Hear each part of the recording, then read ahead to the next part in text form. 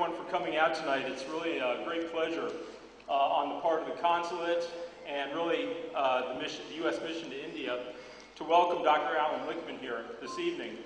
Dr. Lichtman is a very distinguished historian in the United States and is going to really, I think, share some great insights with us tonight as he elaborates on 13 keys that he has developed to opening the door to the White House. And obviously, as we go into this year's election season, there's a lot of grist here for us to chew on and think about and look at as we watch the U.S. elections unfold. It's a great pleasure to be partnering with the Aspen Institute to put on a program like this. I'd also like to thank the Oberoi for partnering with us and providing this great space. I really think this is going to be some interesting insight tonight for all of us, because in addition to looking at this question of what are certain characteristics that a candidate might see, or a party, I think we're going to hear about in terms of how they perform in the U.S. electoral process. I think it'll tell us a lot about the electorate as well, and how people look at these decisions and make decisions on who to vote for. So really, it's with great pleasure then that I would invite Dr. Lichtman to the stage, and also note that our session will be moderated tonight by Dr. Rudramsho Mukherjee from The Telegraph, and we thank you so much, sir, for joining us and sharing the dais tonight with Dr. Lichtman. Thank you. Can you all hear me? All right. I am going to talk this evening about predicting who is going to be the next president of the United States. Now, you may think it's a wonderful, prestigious thing to be an election forecaster, to foretell, like a great fortune teller, who is going to be the next president of the United States. But since you're all friends, I have to let you in on a little secret. All I succeed in doing as an election predictor in the United States is making half the country really, really mad at me every 4 years, right? I predict a Democrat, they think I'm a Democrat. I predict a Republican, they think I'm a shill for the Republican Party. That's why I'm here. I much prefer to go abroad and talk to audiences outside the United States who won't be nearly as mad. Now, when I'm finished, we're going to throw the floor open to your questions. Don't be shy, don't make speeches, but feel free to ask me any questions about American politics or American history. I'm actually an historian by training, even though, I've kind of given up the big advantage an historian has. You won't get rich, you won't get famous by being an historian, but you have the one advantage: you can write about dead people who, can't talk back. I've given that up entirely. I'm doing political forecasting. So ask me any aspect of American history, American politics, and certainly you can ask me about Indian politics. After all, I've been here 10 days, and I'm surely now an expert in Indian politics, right?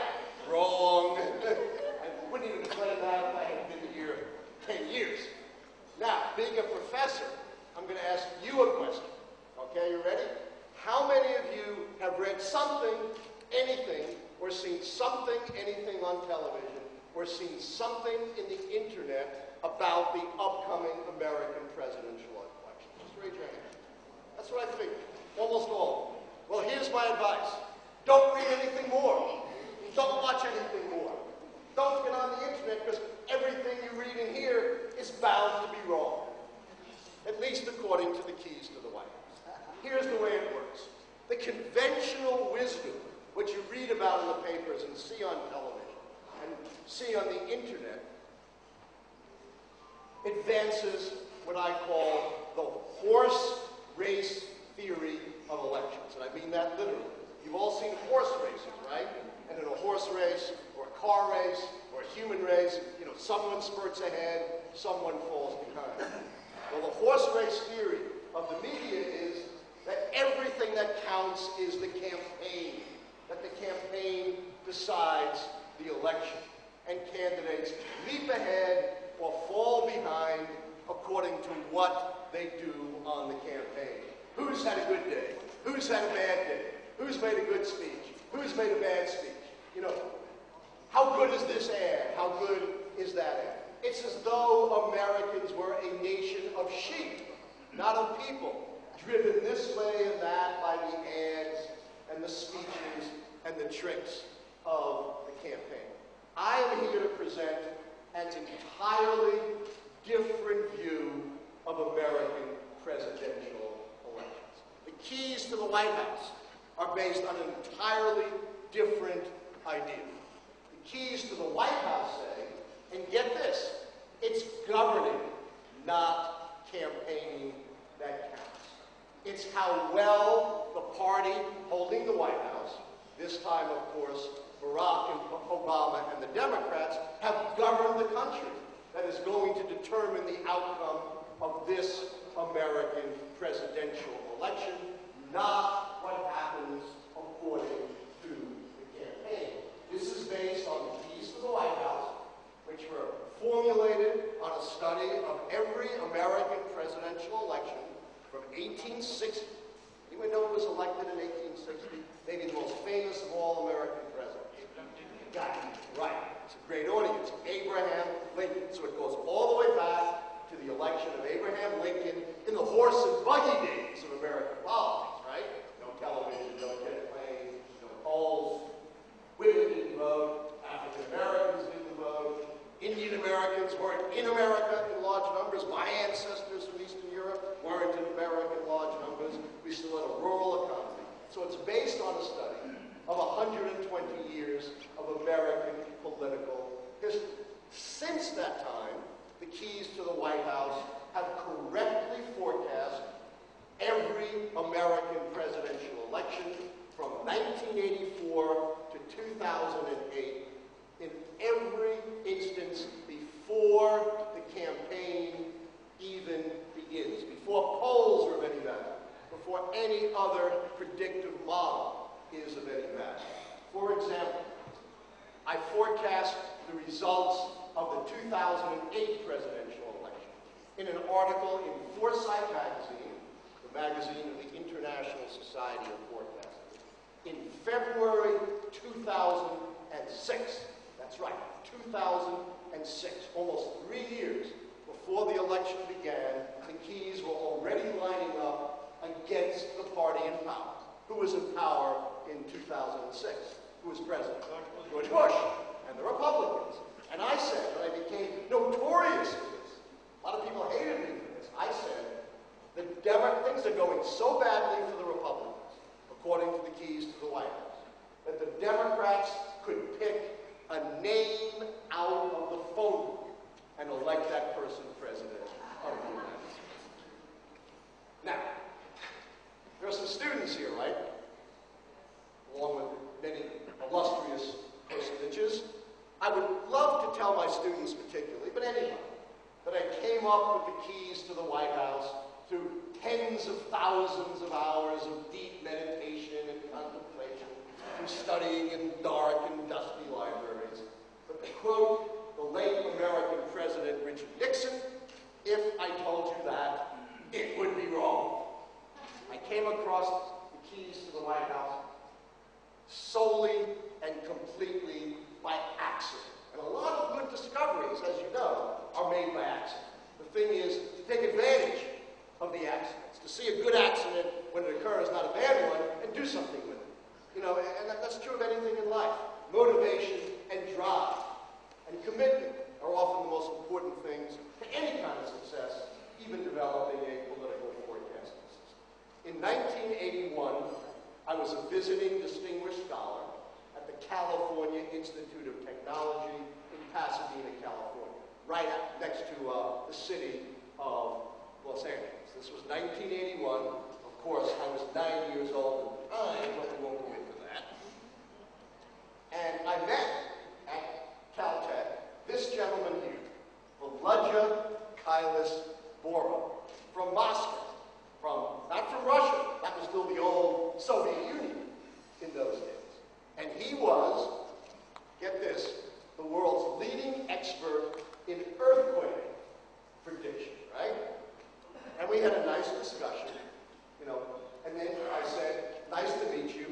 goodbye. And he said, wait. And I said, why? And he said, you and I are going to collapse. I said, no, we're not. You know, earthquakes may be a big deal in Southern California. You know, the famous San Andreas Ballroom there. I got to go back to Washington, D.C. No one cares about earthquakes in Washington, D.C. American University, where I teach, is in Washington, D.C. And he said, no, no, no.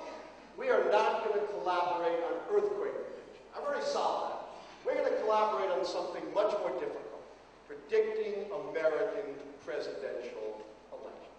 At this point, I thought the guy was a little nuts, or maybe he was a member of the KGB, you know, the secret police, back when there was a KGB in the Soviet Union. But he actually had a real rationale. Get this. He said in 1963, this man was a member of the Soviet scientific delegation that came to the United States and negotiated the first nuclear treaty of the Cold War. Anybody know what that was in 1963? The Nuclear Test Ban Treaty that stopped, particularly the Soviets, detonating these 50 megaton, these impossibly huge bombs that were poisoning the atmosphere. He said, after coming to the United States, he fell in love with politics.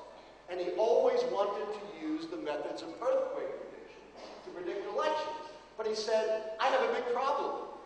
I lived in the Soviet Union. Election prediction, forget it. It's supreme leader, or, you know, off with your head. There's no such thing as election prediction in the Soviet Union. But you're an expert in American politics, and let's collaborate. And then I began to think about it. Think about it, my friends. You actually can develop an idea of American presidential elections, or any election for that matter, including elections here in India. And when I go to New Delhi, I'm meeting with Indian scholars about how to do the keys to Indian politics. Much bigger challenge, let me tell you, than American politics. Think about it. Instead of looking at an election as a Republican versus a Democrat, in America we have a two-party system, only Republicans and Democrats really elected. So instead of looking at it as Republicans versus Democrats, or Ronald Reagan versus Jimmy Carter, we looked at elections in geophysical terms as stability, the party in power stays in power, stays in the presidency, or upheaval, the party holding the White House is thrown out of power.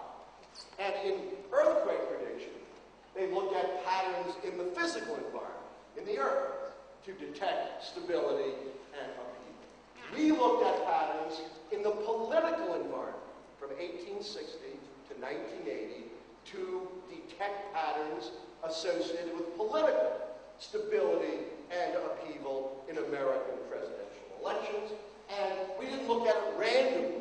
We based it on this theory that presidential elections are primarily based on the performance of the party holding the White House. That the American voter is not stupid, is not driven by campaigns, but is very practical, very pragmatic, kind of asking, what have you done for me lately? There was a kind of a famous figure in the 2008 campaign. A man, an ordinary guy, ordinary Joe as we call him, who came up and asked Barack Obama a lot of obnoxious questions. Turned out he was a plumber, fixed bathrooms, and his name was Joe the Plumber. Imagine you hired Joe the Plumber to fix your pipes, right? And he broke your pipes and flooded your living room. Would you hire Joe the Plumber again? Of course not. You would hire a competent plumber, someone who did a good job. That simple logic we applied to American presidential elections, and we came up with the 13 keys to the White House. So we conceptualized elections as stability versus upheaval. Elections are based on performance, and we looked at very simple factors, very simple parameters, as they call it scientifically. The big picture, the economy, foreign policy successes and failures, policy change, scandal, the emergence of third parties, all geared to testing the strength and performance of the party in power. And we came up with these 13 keys, which are simply true-false questions, all true favors the party in power. 13 simple integral questions, true, false. You can only answer them in one way, true or false. And we came up with a decision rule that whenever 6 of the keys are false, 6 or more keys go against the party in power, they lose. Fewer than 6, they win. So you don't even have to take your shoes off to use the keys to the White House. You only have to be able to count the 6. It was that simple. And this applied across this incredible period of 120 years of American politics. Through the horse and buggy days, to the days of jet planes, polls, television, through enormous changes in the electorate, the society, and the economy. Now, I know some of you here are academics like our esteemed moderator. So some of you know, when you're an academic like Kyle Zborek and myself, you know what you do when you come up with a big discovery like this, right? You publish it in a scholarly journal where you expect at least 4 or 5 people to actually read what you read. And that's exactly what we did. We published the proceedings of the United States National Academy of Sciences. He went back to Moscow, I went back to Washington, D.C., and we figured, that was about it. Turns out, 6 people read our article. And the 6th person was the science reporter for the Associated Press, the big wire service in the United States and worldwide. And I'm sitting in my office in late 1981, and I open the newspaper, and here is an article which could only refer to the Russian geophysicist and the American historian. The headline was, "Odd Couple Discovers Keys to the White House." There we were. The odd couple of American political analysis. So all of a sudden, here I am in the paper. I'm an obscure academic, and I'm in the Washington Post. And I'm thinking, now, what do I do with this? Do I remain an obscure academic, or do I kind of compromise that career and go pop? And after deep contemplation for 6 seconds, of course, I decided to go pop.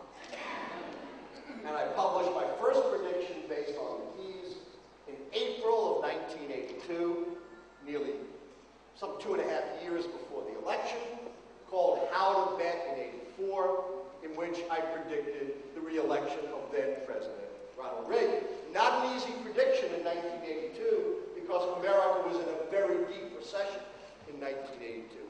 As bad as the one we had in 2008, we had 10% unemployment. So that was not an easy call on the keys. It was a very difficult call. And it was heard. Get this, I'm sitting in my office, and I get a call. A man says, "Professor Lichtman, this is Lee Atwater calling, political director of the Ronald Reagan White House. We want you to come to the White House." And I said, no, you got the wrong guy.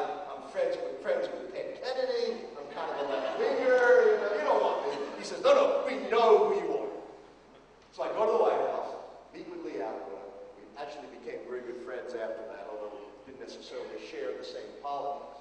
And, we spent the day. He wanted to know about Kennedy, Nixon, about Harry Truman's come from behind victory in 1948. Then at the end of the day, we get to the real reason he brought me. He didn't bring me there to chat. He looks me in the eye, and he says, "Professor Lichtman, what would happen if Ronald Reagan did not run again?" Not, an impossible idea, given how old man in the 70s at that. And I'm thinking, oh my God, no, I'm going to give it to you straight. Look at you. You have all have copies of the keys? Yeah. Oh, yeah. You should all have copies of the keys. Look at the keys. Look what would happen if Ronald Reagan didn't run again. Look at key number 3. The incumbent party candidate is the sitting president. They could lose key number 3 without Ronald Reagan running.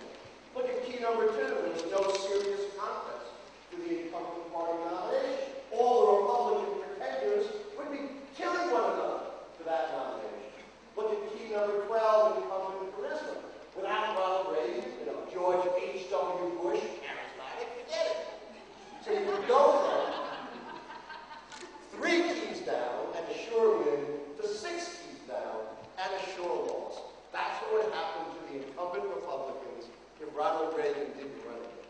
Lee Atwater breathes this huge sigh of relief, looks me in the eye, and says, "Thank you so much, Professor Lichtman," and the rest, of course, is history.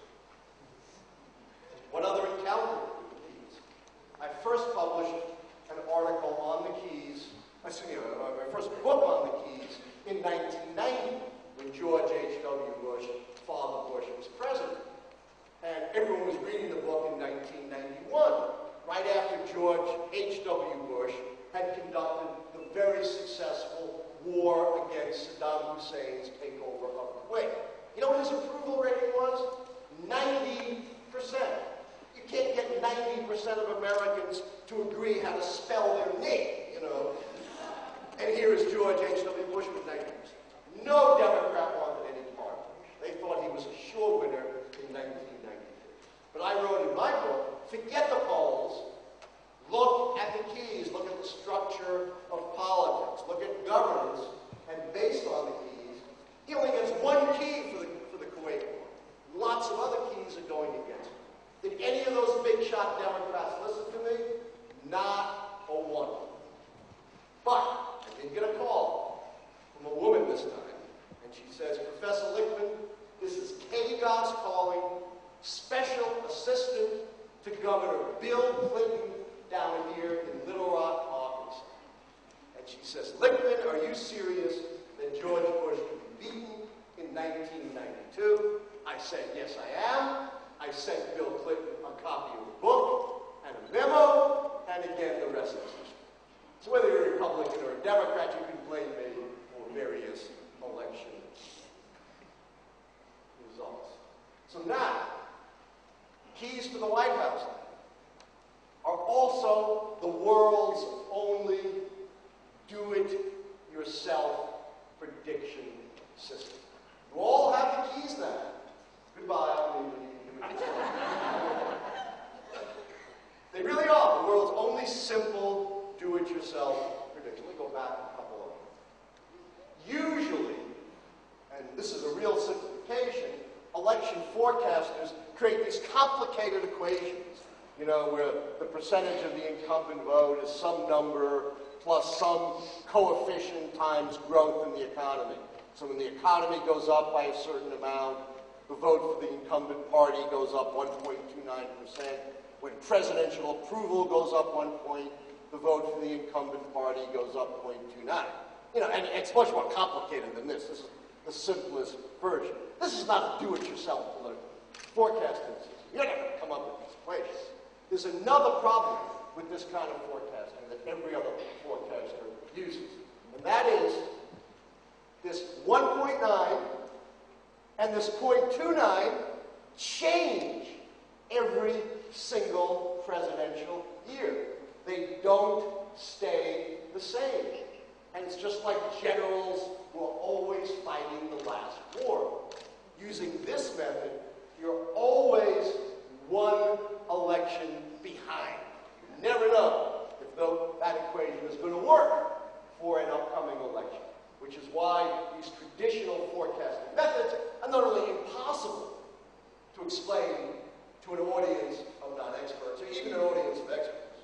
You would have been falling asleep by now if I was one of those guys who developed those equations, I assure you, or be rushing out to get your drinks and your tea. The keys to the White House are entirely different. Every single key is equally weighted. They're all weighted 1. So I never have to decide ahead of time, ahead of an election, whether any given key should be weighted more. They're all weighted 1, and any combination of 6 negative keys throws out the party in power. Fewer than 6 negative keys and the party in power wins. It's a simple system, and it doesn't require some kind of an equation where you know ahead of time how the equation works. I don't have to do any kind of changes ahead of time. People often ask, "Professor Lichtman, have you changed the keys? Have you added a key? Have you subtracted a key? Have you changed the wording?" And the answer is no. These are exactly the same keys that we developed 30 years ago, and these are the same keys that we have used to forecast the last 7 American presidential elections. So the keys, to paraphrase Shakespeare, are like the Northern Star. Among all the stars, they don't move. They don't change. Now, there's another really important thing, not just for election forecasting, but for anyone who thinks about human behavior. When I first came up with the keys, I got blasted. I got destroyed. I got beaten up by the political scientists and the professional forecasters. They hated this. You know why? Some of the keys require some judgment. You actually have to know something to turn some of these keys policy changes. The incumbent administration affects major changes in national policy. You have to know something about American history to know whether that key is true. And so I was like tarred and feathered with the biggest sin of the professional forecaster, the sin of subjectivity of judgment. And I kept telling them, you're wrong. Political science is not a science. Political science is not like physics. You know why? Because political science deals with human beings. And you can't treat human beings like planets or molecules. It doesn't work that way when you're dealing with a human system, like an election system. There has to be some degree of judgment. There has to be some subjectivity. Otherwise, you wipe out the human element and you make mistakes. Did any of them believe me? Absolutely not. Then 20 years later, 20 years I had to wait, suddenly everything in the professional forecasting and the political science world changed. Suddenly, the hottest thing in forecasting was the recognition that these equations, like the equations in physics, don't work. And that, in fact, the best forecast is a combination, like the keys, of some purely objective measures and some measures that require judgment. All of a sudden, after 20 years, the keys were the hottest thing in forecasting. I twice keynoted the International Summit of Forecasters. I was invited to all the conferences. Suddenly, I was publishing in all their articles, in all their journals. So, my friends, here's the moral of the story. Save all of your old clothes. You never know what might come back into style again. The other people who hated the keys, of course, were the consultants, the ad men, the political advisors. They hated the keys for an entirely different reason, and they still hate them. I never converted them. And the reason is, I'll tell you the story. One of my best friends, his name is Bob Shaw. He's a very famous political consultant in the United States, now retired. He ran 7 or 8 presidential campaigns. He happened to have lost 7 or 8 presidential campaigns, but that probably wasn't his fault. And so when I first developed the keys, I gave them to Bob Shaw. He called me back 2 days later, and he said, Lichtman, I hate this. Find your crazy Russian friend, go back to your computer, redo it, and come up with something I can manipulate. Can't manipulate the keys. It puts these consultants out of a job. They're irrelevant. Many of my good friends are consultants, but there's a big problem with consultants. I know you don't have many here, and maybe that's a good thing. It's kind of got more raw politics. The consultants always bring you down to the lowest number. They never encourage you to be bold, to be brave, to do innovative things. If there had been consultants when Abraham Lincoln was president, we'd probably still have slavery in the United States. There'd be nothing. They would say, no, don't take that risk, don't do that. So one of my big reforms in American politics is to take all my good friends, the consultants, and I like them just fine, and send them to a very nice island in the Pacific Ocean, 5,000 miles away from the United States during every election. Now, so we are now going to be do-it-yourself forecasters. We are going to predict who is going to be the next president using the keys. Now, I got to tell you, you all got your one-pager. But to really understand each of these keys, you have to buy my book, of course. Readily available on Amazon.com. Because each key has a pretty careful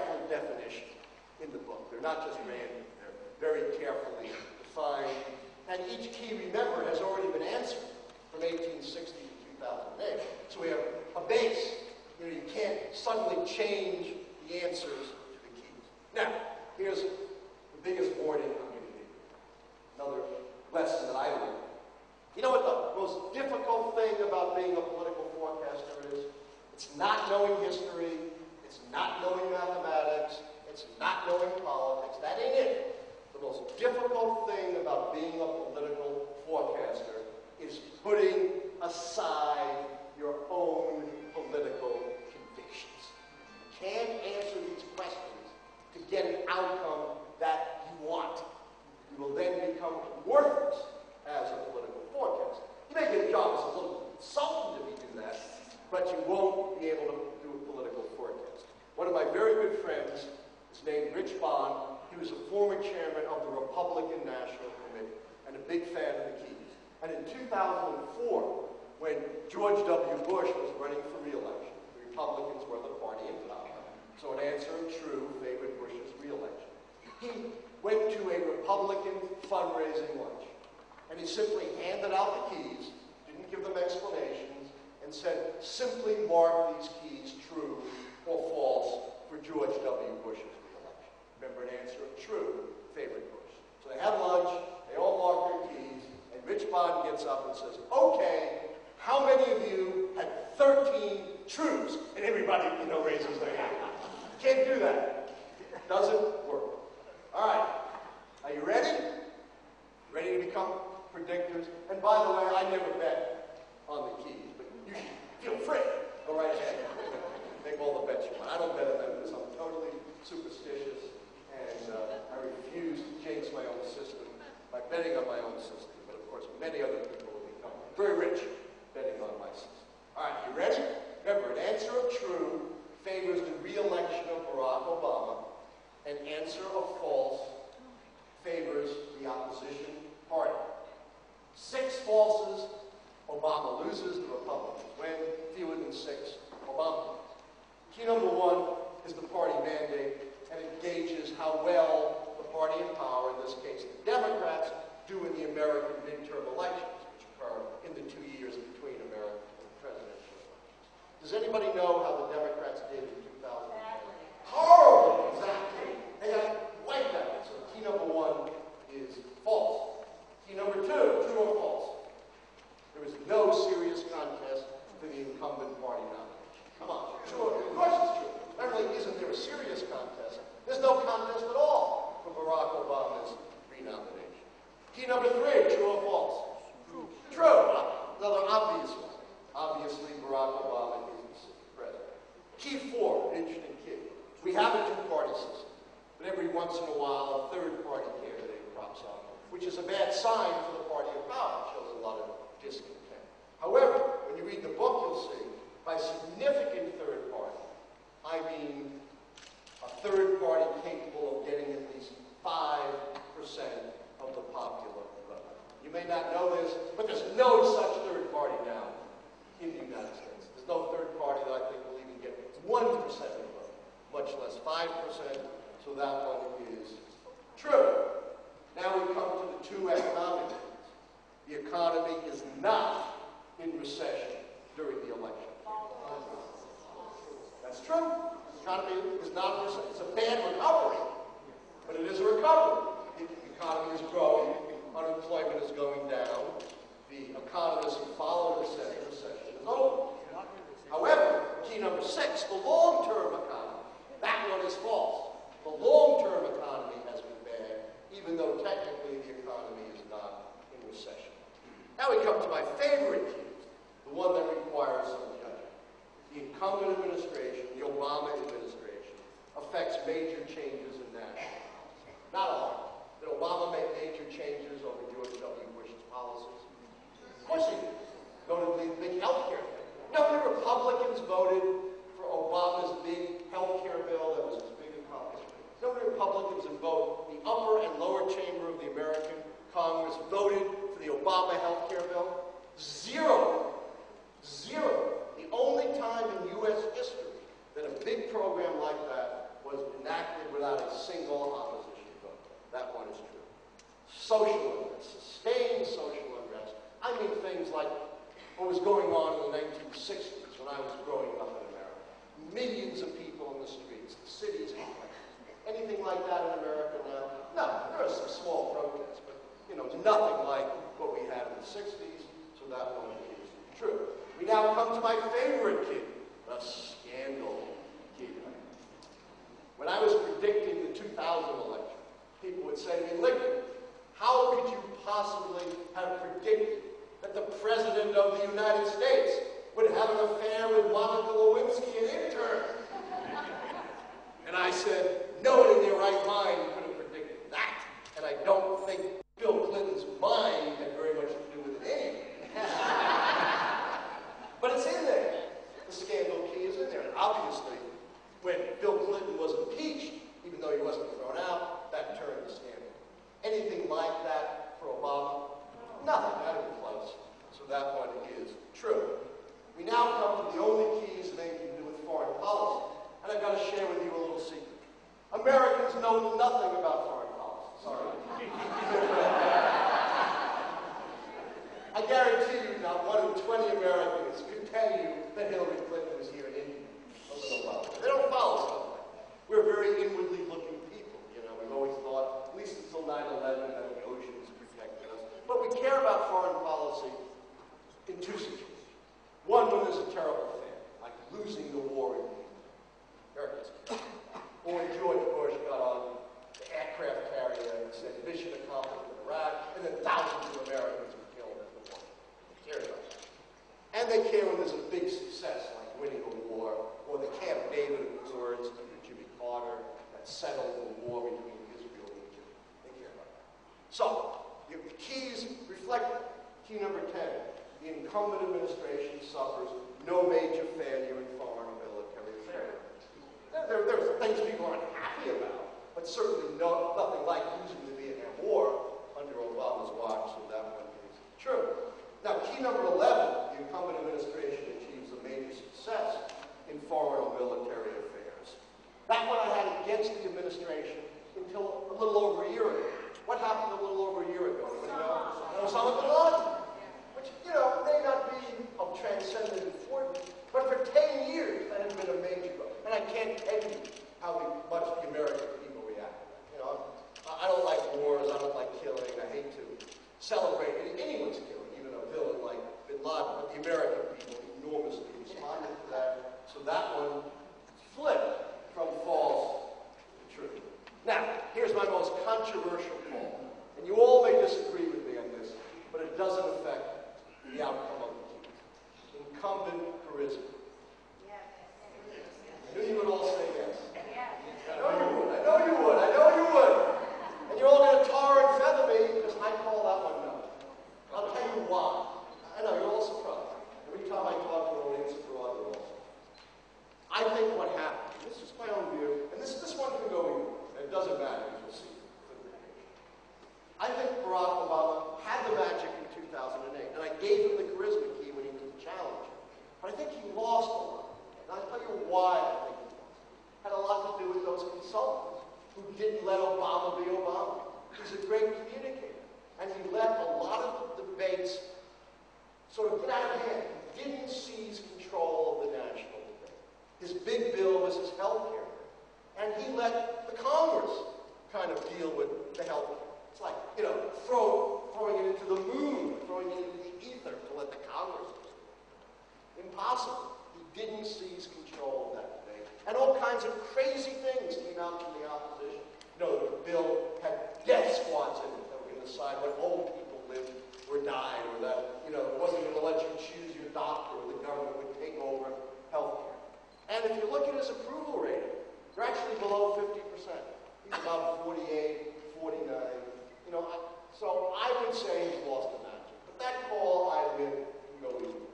Key 13 can only go one way. True, exactly. Mitt Romney, charismatic? Come on. He's about as charismatic as the traffic out here. All right, any math majors in the group? How many falses? 2 or 3?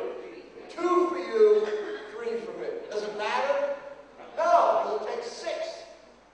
pushed out Barack Obama. So he can actually withstand some additional setbacks between now and November. But remember, the keys don't change easily. They're the big picture. They're the big things. The Bob Strums of this world can't manipulate. Though I have to say, every time I give this lecture in Washington, D.C., some old guy comes up to me, and it's usually a guy, whispers in my ear, and says, "Hey, Professor Lichtman, I'm retired from the CIA. You want those keys manipulated? I'm your guy." Short of that, you don't manipulate the keys. They don't change easily. This prediction is a firm one. In conclusion, there's a famous saying. I think it's attributed to your rather uneasy Chinese neighbors. Some call it a blessing, some call it a curse. And the saying is, may you live in interesting times. And I hope this discussion of the keys to the White House and its many implications have made these times a little bit more interesting for every one of you. Thank you so much.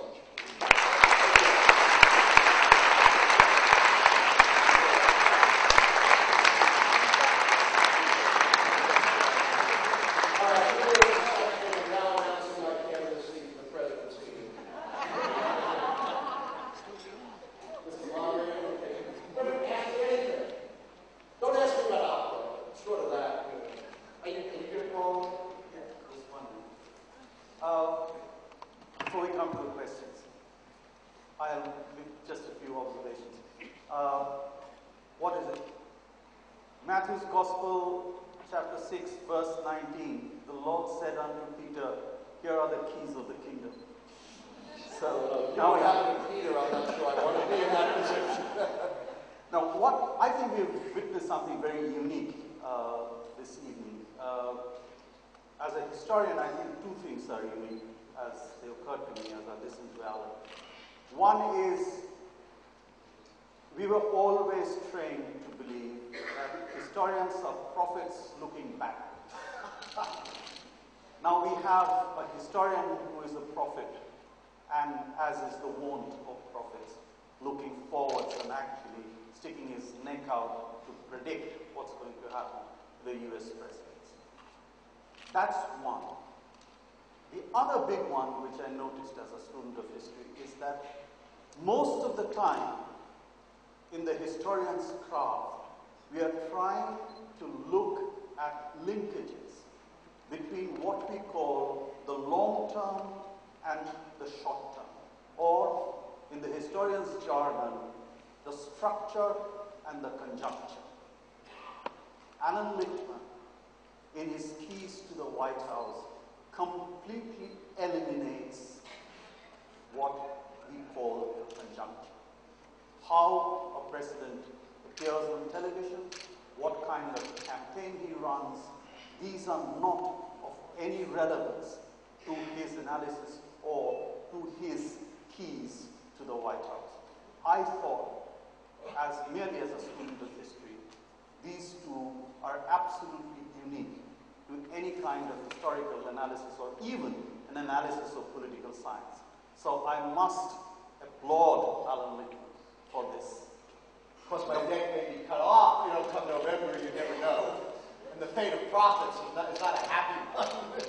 The floor is now open. The floor is now open to questions. You can ask him anything, as he said, but please keep it short and don't make this a counter seminar. We have come to listen to Allan Lichtman and to no one else. Yes, the gentleman in the blue shirt. Do we have a mic? Yes. You might need more than one mic here.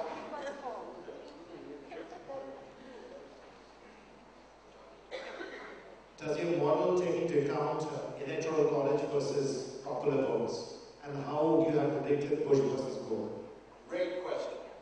In America, I gave a whole lecture on this morning at the university. The popular vote does not actually elect the president. The electoral college elects the president. And electors are selected state by state, roughly in proportion to the population. Not exactly, because no state can have less than 3 members of the electoral college.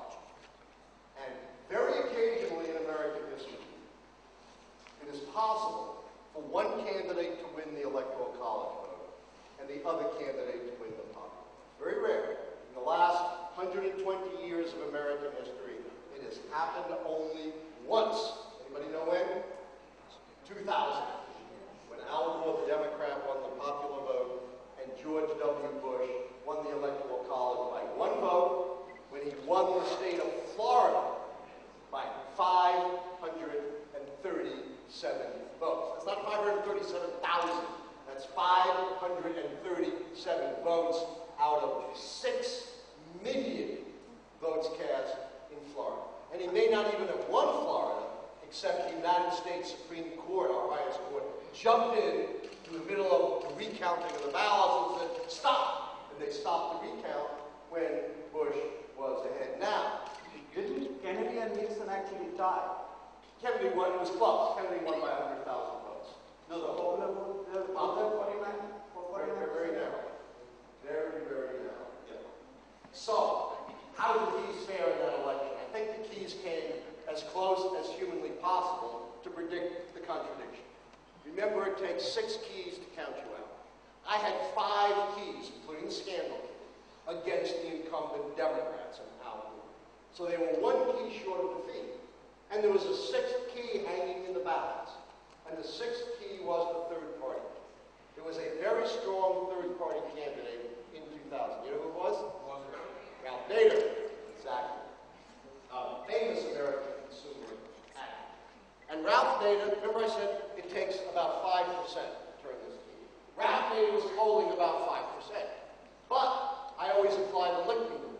And the Lichtman rule is, if it's a third party candidate, you take their highest polling number and you cut it in half. You know why? It's called the wasted vote theory. When people actually go into the polls and they say, we love you, Ralph Nader, but you can't win, so we're going to vote for someone else. And in fact, Ralph Nader got almost exactly half of the 5%. He got 2.7%. Not enough to turn the key, not quite, but again showing how close an election it was. And Ralph Nader, who tends to be on the liberal side, like Al Gore, won 100,000 votes in Florida. More than enough to turn Florida to the Republican. So the keys came as close as you humanly could to predicting the results in 2000. But as I say, that convergence has only happened once in 120 years. Usually the dominoes move in one direction or the other. Other questions? Question there? Yes. I'm going to get to all your questions, unless you don't stand. Please, I'm not going next one. Just gentleman behind.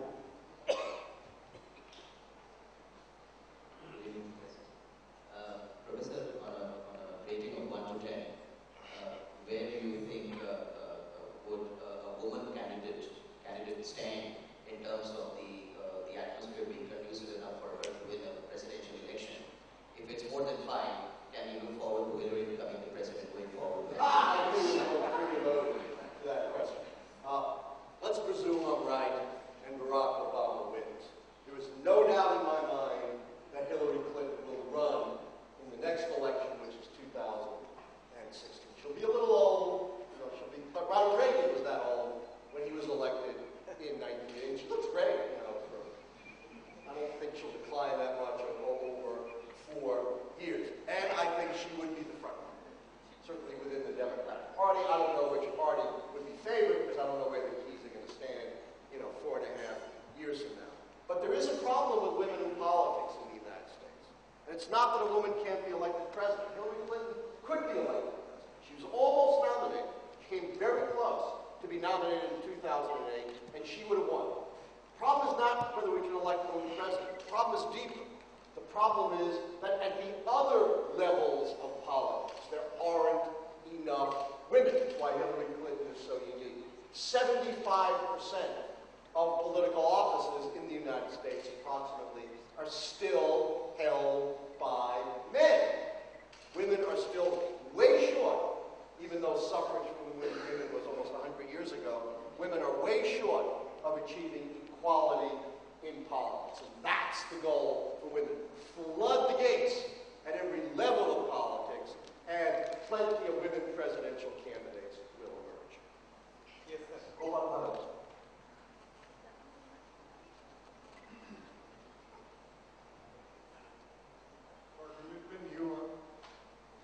It's on. Can you hear me? Perfect.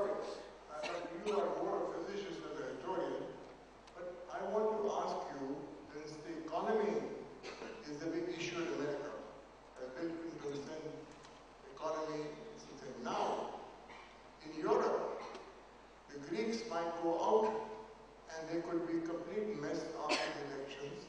Will this affect, or will the American voter use his judgment that such a thing impacted the American economy, doesn't affect Obama? He has no cause for it, but this can happen as we see the European situation unfolding. Got it. So he's saying, the Greek situation, and this, I've been to Greece several times, and there is a huge problem in Greece. And the problem is, Greece can't afford the euro. The economy is not strong enough to afford the euro. That's why they have 50% youth unemployment in Greece. And the question is, if Greece goes off the euro, what effect will that have on the American economy? And the answer is, nobody knows. Even the economists don't know. I can't tell you the truth. In Washington, D.C., there's an economist, that's where I teach. In Washington, D.C., there's an economist on every street corner. And not one of them agrees with another. But even assuming, the Greek effect is so strong that it pushes the American economy into recession, which I think, my own personal opinion, is very unlikely. The American economy doesn't move that quickly. The election's a few months away. Chances of the economy plunging, I think, are pretty small. Our economy is primarily driven by consumer spending within the United States. But even if that were to occur, it would only change one key. It would change key number 5, and Obama would still be a predicted winner. Yes, at the back.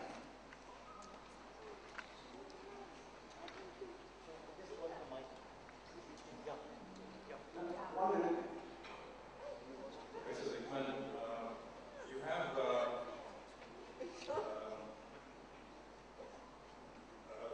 key which says that the incumbent party candidate doesn't have any opposition. Which key? Yes, key number 2. Key number 2. There is no serious contest for the incumbent party nomination. But you don't have a key which says there is no serious contest for the opposition party nomination. And I'm asking this because we've been reading about a group within the Republican Party called the Tea Party, which has gained in influence and which may be constraining the chances of Mitt Romney to be elected because the Republican Party is a house divided. So how come there isn't a key that refers to the degree of divisiveness or togetherness of the opposition Great party? question. So why isn't there a comparable key to the challenging party? I've got 2 answers. One, remember the theory behind the keys. The theory is elections are won or lost campaign. Do you ever hear of the idea of swing states? A swing state is a state that could go Republican or Democrat, like the state of Florida, right? Which often swings between Republicans. A blue state is a solidly Democratic state. A red state is a solidly Republican state. Nobody campaigns in the solidly blue states. Nobody campaigns. What's the biggest American state with the most electoral college votes?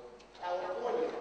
Nobody campaigns in California because California is so solidly Democratic. Republicans know if they win California, they're going to win it every time anyway, and it doesn't matter.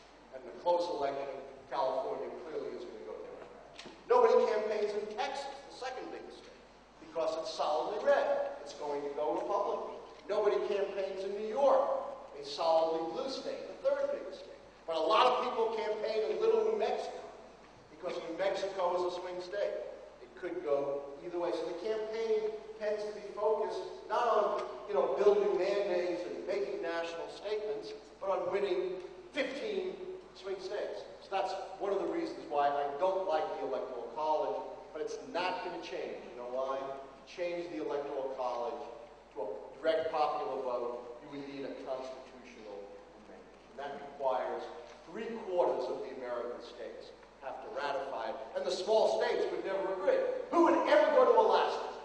This huge country, this huge state, a third the size of India, with 1 million people in it.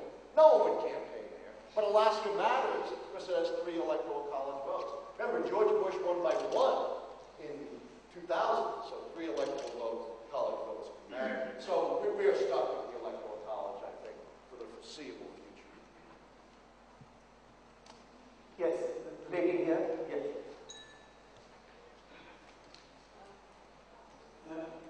Yeah, lady here in front.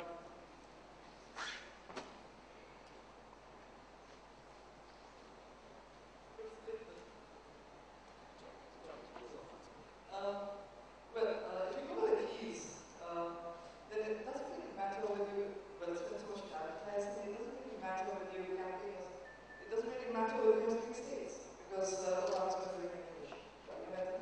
So my answer is, you know how much money Barack Obama is going to raise for his re-election this year? About $1 billion. Billion. And probably an equal amount will be spent by his opposition. That's $2 billion just for the presidential campaign. I've always said that's all wasted money. Most of it goes for these negative ads that nobody likes. So let's take all that money and give it to charity. I think it will be a much better use than spending it on negative ads that have unfortunately become the hallmark of modern presidential campaigns. If they did what keys say they should do, have campaigns of ideas and mandates, then, I'd be all for it. Yes. Can we get a mic here, please? In the center. In key 6, you're comparing the real per capita economic growth during the present term with the median growth of the last 2 terms. Yes. Now, the incumbents for each term may be different. That's correct. Right? So what is the rationale behind this? The rationale is that the American people, Ronald Reagan asked a famous question when he ran for president in 1980. Are you better off than you were 4 years ago? It turns out the American people look at an even longer perspective than that. They look at an 8-year perspective. And regardless of which party is in power, if economic growth had been in power the previous 2 terms, if economic growth is lagging during the term, if the economy is bad over the 4 years of the term, that counts against the party holding the White House. Yes.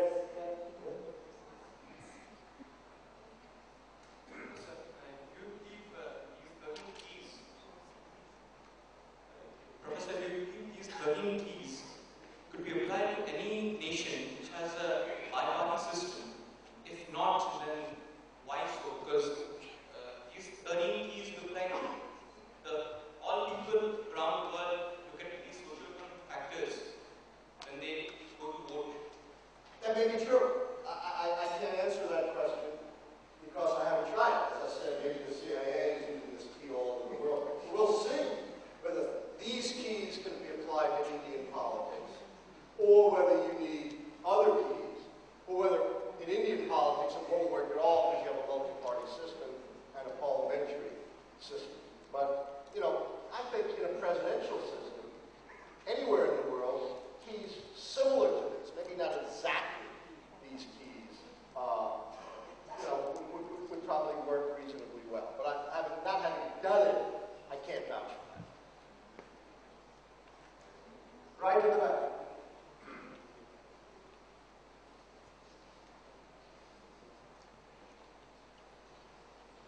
If Obama is re-elected, can we expect to see any major breakthroughs in the Middle East resource? Sorry, we couldn't hear you. If Obama is re-elected, can we expect to see any major breakthroughs in the Middle East resource?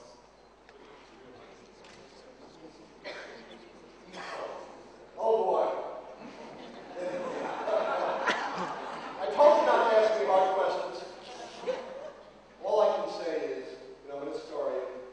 In 1954, the American president, who was then President Dwight Eisenhower, the great hero of World War II, said, nothing will be solved in the Middle East until we solve Israel and Palestine. That was 60 years ago. We've been working on this problem. I wish I could tell you, of course, with the election of Barack Obama, this will be solved. It's going to be very, very difficult. And the truth is, it's not going to depend on an American president. It's going to depend on the people of Israel and Palestine themselves. If they don't have the will to solve their problems, there's nothing an American president is going to do about it.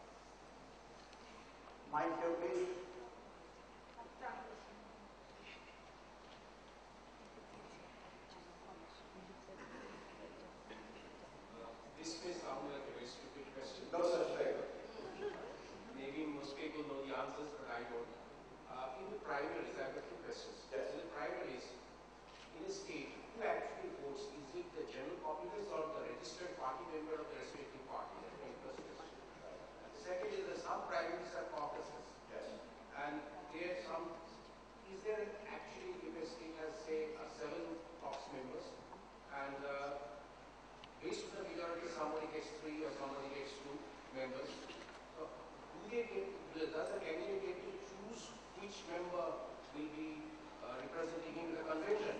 And in some states there is a winner take all, and in the winner take all, then who chooses the actual people who will represent that particular candidate in the convention? Sounds like you know a lot already. You don't need me to say anything. In a primary election is just a regular election. You go in and vote for party nominees. So, in the Republican Party, you had Mitt Romney, Michelle Bachmann, Rick Perry, Newt Gingrich, lots of candidates. So you go in and vote. And in some states, you had to be a registered Republican, like my state of Maryland. Other states, anyone could vote. It's called an open versus a closed primary system. And some states have something in between. And by the way, it's important to understand, we don't have party membership in the United States. You don't carry a card which says you're Republican. You don't pay anything to the Republican Party. You simply, in some states, when you register to vote, you simply check off Republican or Democrat. Some states, like Texas, don't register you by party at all. So nobody knows who the Republicans and Democrats are, and anyone can vote in the primary. We don't have formal party membership in the United States. Secondly, I guess the brunt of your second question was, who are these delegates that go to the National Convention when you vote in a primary or a caucus?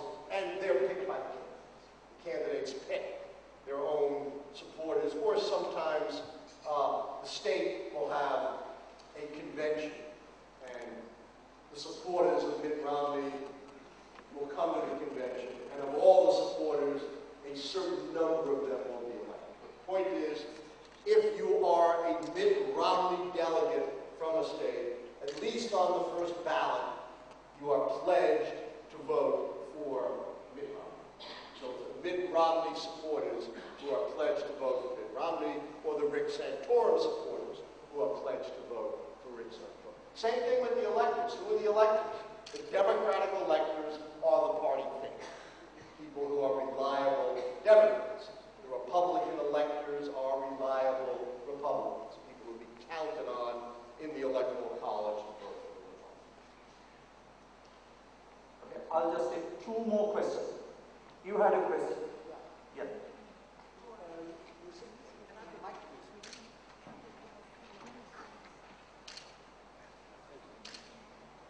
You said this may not apply to multi-party systems, but recently we had a French elections, two-party system, presidential system. Would you say that this would apply more or less to that, in where respect? I think it could apply to any two-party system. But if you would analyze it, right? Yes, I think this would probably work for any two-party system with a presidential system. If it's a parliamentary system, it's more complicated. Why don't you take two more? Right at the back, the penultimate question. Right at the back there, in the middle. Yes. Professor, you mentioned about charisma in E12 and E13. Now, charisma is more or less a very abstract concept rather than a concrete quality. So, the incumbent president would always have an edge because he's always in media view, he's always in the news, he's always on television. Over the challenging, how do you explain this? In that case, the 12, E12 and E13 have to be explained. How do you explain this difference in charisma? And how do you define or evaluate or measure charisma, since it's a very abstract quality? How do you explain charisma? Oh, how do you explain charisma? Well, there's a famous American justice of the United States Supreme Court. And the Supreme Court was wrestling with the question of how you define pornography. What kind of literature should be banned and what kind of literature should be allowed. And this Supreme Court justice, whose name was Patterson, had said, I can't define pornography, but I know it when I see it. Know charisma when they see it. And it's very rare. It's the Kennedys, the Reagans, the Franklin Rolls. It doesn't happen very often. It's a very high bar. The last question is, right at the corner.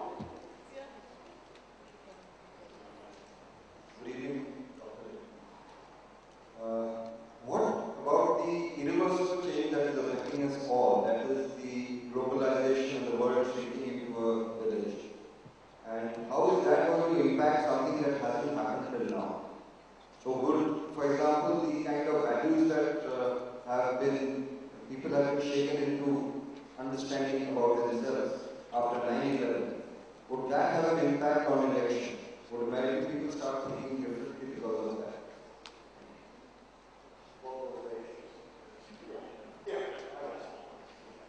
No, globalization is very important, and to the extent it has an impact, it will have an impact on its keys. One of the gentlemen asked me about Greece.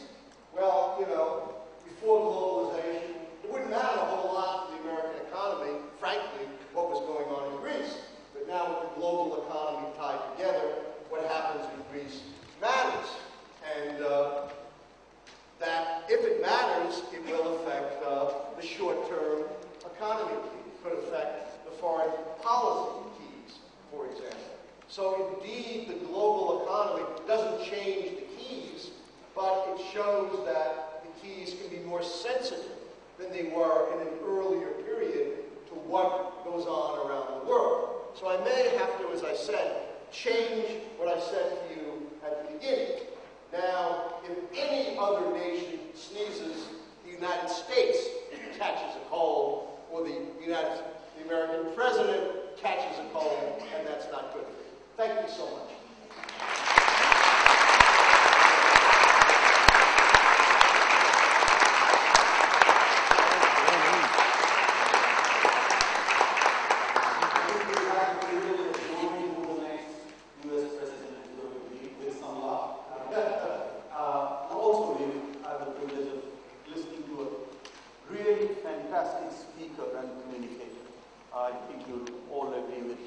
I'll just end with an irony which some of you might have noticed.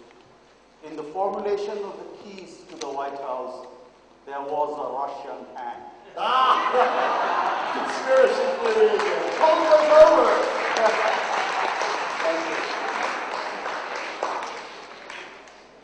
I think there's a vote of thanks. Yes. Thanks to the American Consul and to the Aspen Institute and to the Oberoi Grand for setting up this wonderful event. I wouldn't be here without all of you who contributed to it. Thanks to the staff of all of these groups that made this possible.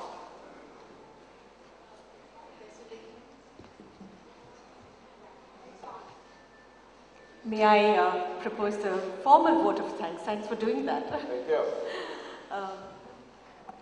Professor Lichtman, Dr. Mukherjee, Dean Thompson, distinguished guests, members of the media, ladies and gentlemen, may I take this opportunity to thank our very special guests and friends present here this evening. It certainly has been an outstanding audience here, and we're really pleased to have so many of you here. Professor Lichtman, that was fascinating. Thank you for a very, very engaging and stimulating session. And the world, and indeed India, is certainly going to be looking forward and in anticipation of November. I hope I won't have all of India mad at me, or half of India mad at me. We shall see. Dr. Mukherjee, thank you. Appreciate you chairing the session and bringing it alive with your keen insights. I wanted to thank, a very special thank you to our associate partners, the Oberoi Grand and Shivas, for hosting the reception this evening. Mr. Kuruvala and his Oberoi team appreciate all the help that you had extended. And of course, I enjoyed Aspen Institute India, enjoyed partnering with the American Center, Kolkata, and we look forward to many more such partnerships and events going forward. May I cordially invite all of you to join us for the reception. Thank you and have a very good evening.